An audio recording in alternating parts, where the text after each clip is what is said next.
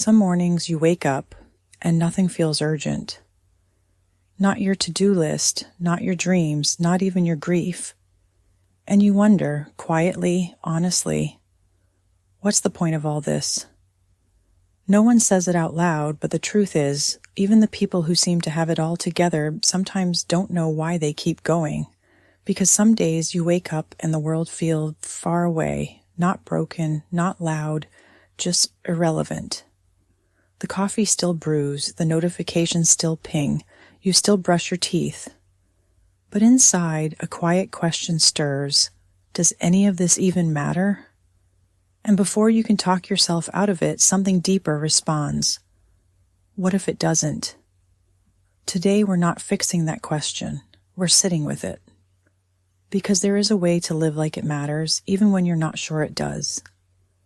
You don't have to be depressed to feel the dull ache of meaninglessness. You just have to be paying attention. Life is loud but quiet in all the wrong places. The world tells you to find your passion, to live with purpose, to make it count. But what if you don't feel inspired? What if you don't know your why?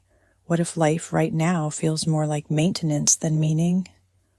The dishes still need washing, the emails still need answering, and you still feel far away from yourself. Here's the first thing to understand. You are not broken because you don't feel clear. Clarity doesn't always come before action. Sometimes clarity follows it. You live like it matters not because you're sure, but because you're willing to show up anyway. Right now, over 37 million adults in the U.S. live alone. Globally, that number has doubled since 1980. In cities like Oslo and Stockholm, over half of all homes house just one person. This isn't a crisis. In fact, many people enjoy living alone. The freedom, the quiet, the control. But even in solitude, uncertainty creeps in. Not because we're failing, but because we're human. Loneliness isn't about being alone. There are people living large families who feel alone. Loneliness is about feeling unseen. It's about eating dinner with no conversation, watching the sky change, and realizing you haven't spoken to anyone all day. So how do you keep going? How do you live with intention, even when no one is watching? Here's what no one tells you. Purpose isn't always clear. Passion isn't always sustainable. The idea that we need a grand, sweeping life purpose before we can live meaningfully is a lie. You don't have to live with a 5-year plan. You just have to live this minute, like it matters. There's no applause for washing your hair when you don't feel like it. But this is living. Not because it's glamorous, but because it's real. There's a quiet dignity in showing up for yourself when you could just as easily disappear into the cracks of your own apartment. A recent study out of Harvard found that loneliness has the same health impact as smoking 15 cigarettes a day. But here's what doesn't get said enough. Loneliness isn't the same as being alone. You can live alone and still feel connected. You can have a full house and still feel empty. What matters isn't who sees you. It's how you treat yourself when no one else is around. There comes a moment, not loud but devastating, when you realize no one's coming home. No one will know if you ate. No one will comment on your outfit, your mood, or your haircut. And in that moment, something dangerous can whisper, so why bother?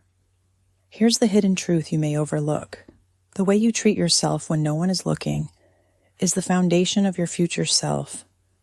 And whether or not it's Instagrammable on the act of making your bed, combing your hair, watering your plants, cooking something fresh and healthy, is a declaration. I matter, even if no one claps. Living like it matters isn't flashy. It often looks like getting out of bed before noon even when no one expects you, making a full meal just for yourself, and plating it like someone special is coming, wearing something soft and beautiful not for the world, but for your own pleasure and comfort, correcting the voice in your head that says you're too late, too tired, or too much. asking better questions, not what should I do, but what's the most caring next step? Not how do I win, but how do I show up fully even if I fail? That's the quiet revolution of living like it matters, not because it guarantees meaning, but because it creates the conditions for meaning to show up. There's a reason rituals exist, not just in temples or churches, but in bedrooms, kitchens, commutes, because sometimes when meaning disappears, when the future fogs over, routine saves us. When you're not sure who you are or what you're doing, it's not ambition that saves you, but rituals of care. Not productivity, not efficiency, not hustle, and not self-care as a buzzword. Not self-care in the commodified sense, face masks and bath bombs and $100 routines. But care that says, I am worth tending to even when no one's watching. Rituals that root you back into your body when your mind tries to leave the room.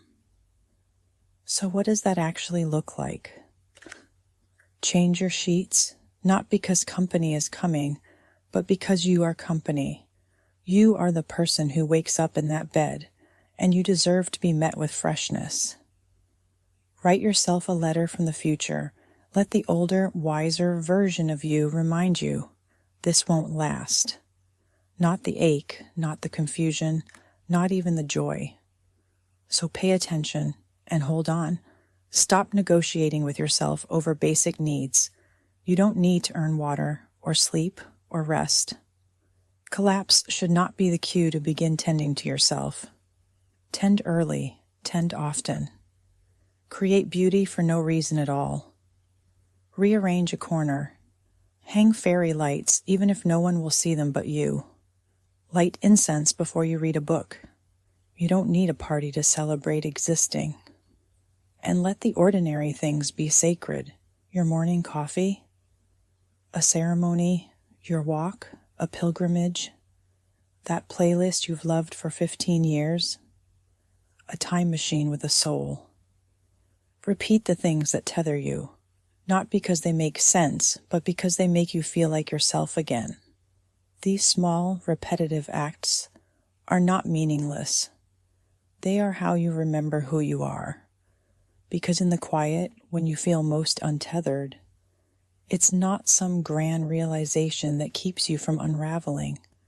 It's usually something much smaller. A soft shirt, a song you know by heart, a warm bowl of soup, a moment when you remember, I'm still here and I still deserve softness. Some days, all of this will still feel like not enough. You'll do all the things, eat well, meditate, clean, and still feel untethered. That doesn't mean you're broken. That means you're awake in a world that is loud, disorienting, and often unkind. Living like it matters isn't a cure. It's not a guarantee of meaning or magic or reward. It's a posture, a decision. It's saying, I will treat this life like it's mine to shape, even if I'm not sure where it's going. I'll set the table even if I'm the only one who sits. I'll light the candle even if no one sees the glow. I'll speak softly to myself even if the world never learns my name. It's choosing to stay in the conversation, even when you don't know what to say, even when the silence echoes louder than the prayers. That is not failure, that is faith. Not in what was taught to you, not in a plan, but in you. Still here, still trying, still quietly believing that your life, this one messy, unfinished life, is worth showing up for. Here are a few anchors for when you're drifting. Name the day, not with goals, but with intention. Ask, what would it mean to show up with heart today? Practice micro-meaning. Light a candle before you eat. Say thank you. Let silence be enough. Let something matter even if it's small. A text. A plant. A promise to yourself. Make room for contradictions. You can be grateful and angry. Tired and still trying. Find one thing today that reminds you you're still here. And because you are, anything is still possible. You don't have to feel certain. You don't have to be extraordinary. You might never be fully sure. You might live a life without a great calling, without viral moments, without applause. But every time you choose self-compassion over cynicism, every time you show up when it's easier to numb out, you're reminding yourself that you matter and your life has immense value. And you are choosing to try without guarantees. And maybe that's what it means to live like it matters. Not because you're sure it does, but because you've decided to act like it might. Feel free to join the conversation. New videos weekly. No easy answers, just better questions.